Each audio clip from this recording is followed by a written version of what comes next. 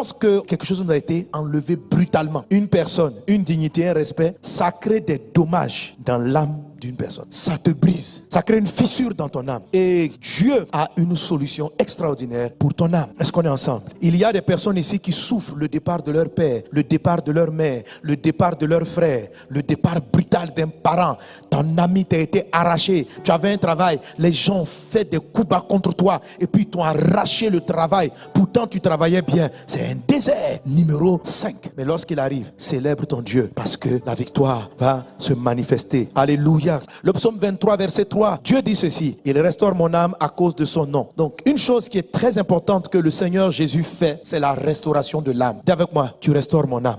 Alors, par ce mot de restauration de l'âme, Dieu dit beaucoup de choses. Souvent, lorsqu'on lit le mot restauration de l'âme, on a l'impression simplement qu'il est en train de dire tu guéris mon âme. La restauration, c'est plus que la guérison. La restauration, c'est guérir et puis donner de l'énergie et de la force pour aller encore plus loin que la première fois. C'est ce qu'on appelle restauration. Alléluia. Quand on restaure ton âme, on rétablit ton âme. Mais on ne se limite pas à rétablir ton âme. On lui donne encore de l'énergie et de la puissance pour faire mieux que ce qu'il faisait avant. Alléluia. Que ton âme soit restaurée dans le nom de Jésus. Aujourd'hui, l'Esprit du Seigneur est sur le point de te visiter par rapport à tout ce que tu as perdu par le désert de l'arrachement, pour rétablir le cœur qui a été brisé, pour le restaurer, mais pour aller au-delà. Quand tu perds les rêves, quand tu perds l'espoir, quand les arrachements t'ont brisé, c'est comme si tu reviens dans un statut avec lequel Dieu avait fini à ta conversion.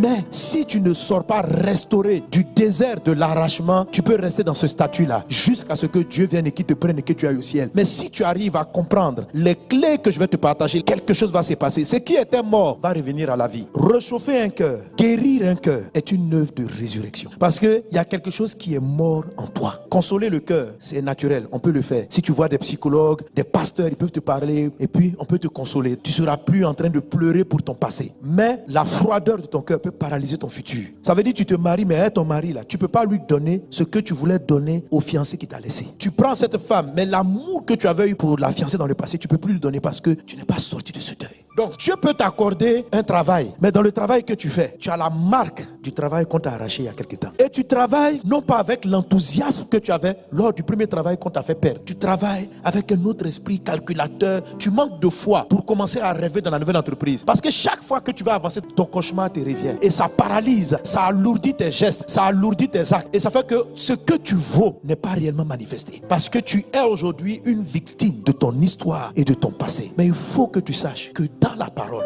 Dieu a prévu ce cas de figure. Jésus n'est pas surpris. Tu me dis, mais pasteur, quelqu'un qui est mort, comment reviendra-t-il à la vie? Ce n'est pas une affaire de mort qui revient à la vie. Dieu a des solutions que lui seul connaît. Ce dont je vais te parler entre dans le domaine du surnaturel. Alléluia. Mais c'est Dieu seul qui en a la recette. On va commencer par des éléments qui sont même très naturels. Mais à un moment donné, on va rentrer dans des choses du surnaturel. Parce que Dieu qui nous connaît seul, il a des formules, des remèdes qui ne peuvent venir que du ciel. Et tu dois entrer dans celle-là. Parce que sinon, ce que tu as perdu va handicaper ton futur. Or, il y a un grand dessein qui est là pour toi. Tu as besoin que ton âme soit restaurée. Les 4 secrets rapidement. Le premier des secrets, c'est ce que même Jésus s'est laissé faire. Vous avez remarqué que Jésus a pleuré. Et les gens qui étaient autour de lui l'ont même consolé. Oh Yako, on sait que tu l'aimais. Il y en a qui disent que Jésus n'a pas pleuré parce qu'il aimait particulièrement Lazare. On ne sait pas exactement pourquoi Jésus a pleuré. Mais c'est possible que ce soit par amour. Il y en a qui disent non, mais comme il sait qu'il va ressusciter Lazare, pourquoi pleurer s'il sait qu'il va le ressusciter? Non, moi je crois que Jésus a pleuré pour montrer que tout arrachement fait mal. Alléluia. Tout arrachement, toute perte fait mal. Il y a une blessure dans le cœur. Il y a une blessure quand tu perds quelque chose. Et il ne faut pas la dénier. Il ne faut pas faire comme si elle n'est pas là. Il ne faut pas faire comme ça ne te fait pas mal. Il ne faut pas avoir peur de dire que j'ai mal, que j'en souffre. Et il ne faut pas avoir peur de pleurer. Tout arrachement fait pleurer. Et ces larmes-là sont importantes. Pleure devant le Saint-Esprit. Attends-toi à lui. Alléluia. Amen. Alors Jésus a pleuré. Les gens ont pleuré. Il y a eu de la consolation. Et Jésus va leur dire, où l'avez-vous mis? Le deuxième secret, c'est de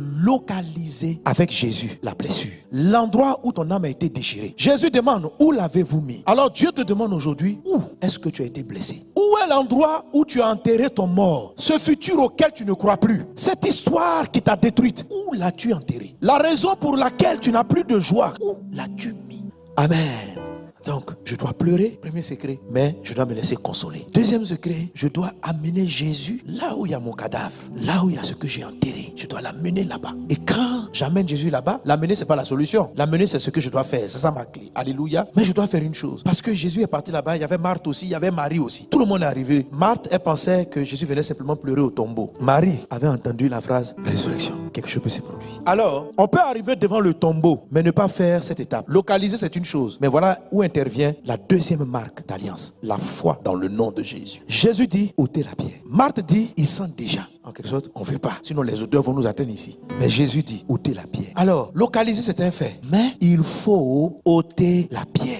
Et c'est là qu'on arrive au troisième secret. La pierre, c'est quoi? C'est la pierre de l'incrédulité. Lorsque tu mets une pierre sur ton cadavre, c'est-à-dire un gros rocher, ça veut dire que tu ne peux pas sortir. Ça veut dire je ne crois même plus en ça. Ça veut dire l'histoire est finie. Je scelle le tombeau. L'histoire est finie. Plus personne ne peut rien faire.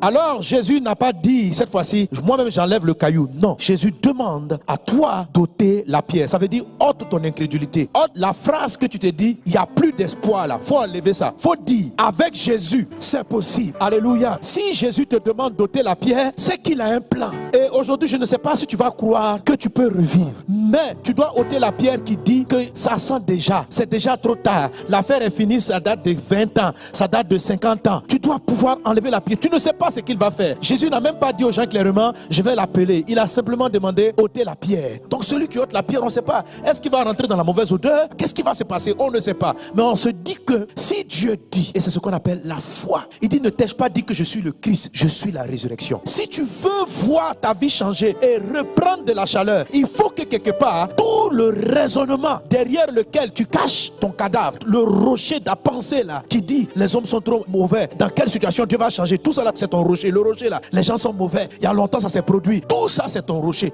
Ôte la pierre, dis à un voisin, ôte la pierre. Ôte la pierre. Aie confiance dans le nom de Jésus. Aie confiance dans la parole de Dieu. Et tu vois là mon ami, on rentre vraiment dans le surnaturel. Les deux premiers secrets, même la psychologie naturelle traite ça. La psychologie naturelle va dire non, faut pleurer. La psychologie naturelle va te dire d'où vient ton mal. Et les psychologues, ceux qui guérissent l'âme, ils vont te dire dis-nous. Et puis tu commences à te confesser, à parler. Ils vont te localiser le problème. Ça c'est un truc standard dans toute guérison de l'âme. Mais les deux étapes qui arrivent, ça relève de la foi. Ça relève simplement de la folie de Dieu. Et c'est là qu'on rentre dans le surnaturel. Mais ça a besoin que tu crois dans le Dieu du tout est possible. Le Dieu de l'impossible. Le Dieu qui dit, je suis la résurrection. Je suis la vie. C'est ce côté-là que tu dois oser faire. Tu dois avoir confiance en Jésus pour franchir cette étape. C'est facile de franchir l'étape numéro 1. Pleurer, ça c'est trop facile. Dire où on a mal, c'est facile. Mais croire l'impossible, là, c'est ce qu'il te faut pour passer au surnaturel. Sinon, avec les étapes numéro 1 et 2, tu vas pardonner. Ta vie va continuer à avancer. Ça sera bien. Mais tu ne peux pas revenir à ce que tu étais. Tu ne peux pas être mieux que ce que tu as été. Tu as pleuré, mais Dieu va te donner une joie que même dans le passé, tu n'en avais pas. Le Jacob qui est venu après sa résurrection, parce que Jacob a été ressuscité lorsqu'il a cru dans la résurrection de Joseph. Jacob lui-même l'a repris vie. Son onction est passée à un autre niveau. Ta vie va passer à un autre niveau. Si quelqu'un t'avait arraché ta dignité, Dieu va te donner, après la résurrection, une dignité beaucoup plus grande. Mais si ton âme n'est pas restaurée, comment pourras-tu avoir une dignité plus grande? À la limite, tu vas avoir à peu près ce que tu avais avant. Mais Dieu peut faire plus. Si tu as perdu la joie dans le mariage à cause de ce que tu as perdu, Dieu sur la terre, pas au ciel,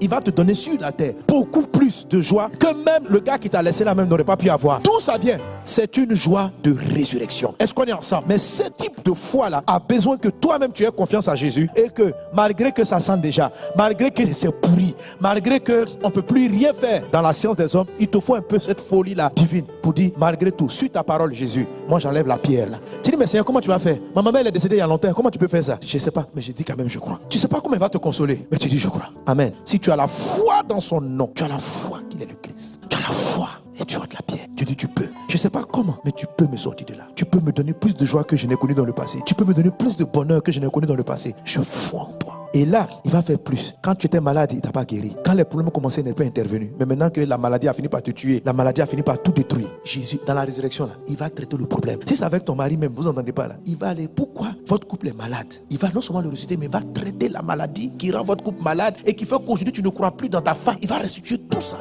à cause de son nom. Et la toute dernière chose, Jésus a dit, Lazare, sort. La toute dernière chose, Jacob a dit, ça suffit, Joseph vit, je crois. C'est-à-dire, il ne l'a pas vu, mais Jacob a déclaré la résurrection de Joseph. Est-ce que tu comprends? Quand ton cœur se réchauffe, tu dois parler, tu dois déclarer, tu dois entrer dans la résurrection par la foi. Et ça, c'est le dernier symbole de l'alliance, le sang, le corps et le sang. Alléluia. Le corps de Lazare a été reconstitué. Le dernier signe de l'alliance, c'est la Sainte Seine. Jésus dit, ceci est mon corps qui est rompu pour vous. Et le sang qui a coulé. Alléluia. Chaque fois que tu prends la Sainte Seine, tu dois te rappeler la résurrection de Jésus, la victoire de Jésus. C'est comme ça qu'on prend la Sainte Seine, la communion à ses souffrances. Donc quand tu prends la Sainte Seine, rappelle-toi et déclare et confesse que ce qui est mort va revivre. Parce que Jésus est mort pour que toi tu aies la vie. Jésus est mort pour ne plus que tu meurs de ce type de mort. Alléluia. On a dit Lazare sort. Toi aussi, chaque fois que tu prends ta sainte scène, tu dis Seigneur, tu es mort pour que j'ai ta vie. Et quand Dieu voit le signe de l'alliance, il se souvient que Christ est mort à la croix pour que toi tu aies la vie. Et tu dis, ma joie revient, ma paix revient, ma santé revient, ma paix revient. Chaque fois que tu prends les marques, tu déclares la résurrection. Jacob s'est levé, il dit c'en est assez. Tu n'as pas encore vu Joseph Jacob, mais il dit Joseph vit. Je m'en vais le retrouver. Joseph vit. Je déclare que Joseph vit. Tu déclares que toi tu vis, que toi tu es heureuse, que toi tu as la paix. Avec Jésus-Christ qui est mort à la croix, tu ne peux pas rester dans le tombeau de ta vie. Tu ne peux pas rester ton âme enterrée. Tu ne peux pas laisser ta joie finir. Tu ne peux pas laisser le bonheur que Dieu t'a donné disparaître pour tout le temps. Quelqu'un donne un bon amen à Jésus. Merci Seigneur pour ta grâce divine. Tu vas te tenir debout et tu vas prier par rapport à ces 4 secrets. Brinda soto roba katari babros. Tu vas mettre la main sur ton cœur et tu vas déclarer. Je veux que tu prennes le temps, n'est-ce pas, de te laisser consoler, que tu prennes le temps d'amener Jésus là où la douleur s'est produite, là où il y a eu l'enterrement, que tu prennes le temps d'ôter la pierre d'incrédulité, des raisonnements qui se tiennent entre Dieu et toi, entre ta résurrection et toi, et que tu prennes le temps de confesser sur la base de la victoire acquise par Christ à la croix, de confesser la résurrection et de dire Joseph vit, Lazare sort. Alléluia. Merci Seigneur Jésus. Parle à ton Dieu. Brinda sot.